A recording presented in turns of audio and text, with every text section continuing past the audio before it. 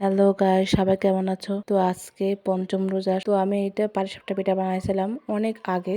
তো ভিডিওটা দিতে পারিনি অনেক কারণে। যাই হোক, এখন আমি ভিডিওটা এডিট করে ভয়েস ওভার দিয়ে দিলাম।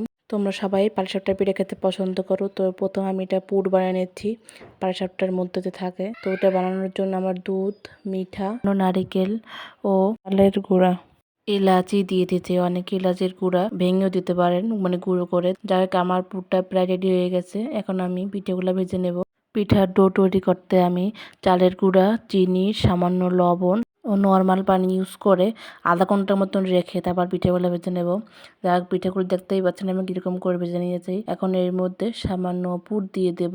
আমি যেভাবে দেখাচ্ছি ঠিক সেইভাবেই করতে হবে। এখন পিঠ উল্টিয়ে নেব। উল্টিয়ে পাল্টিয়ে নিলেই হয়ে যাবে আমাদের পাটিসাপটা পিঠা।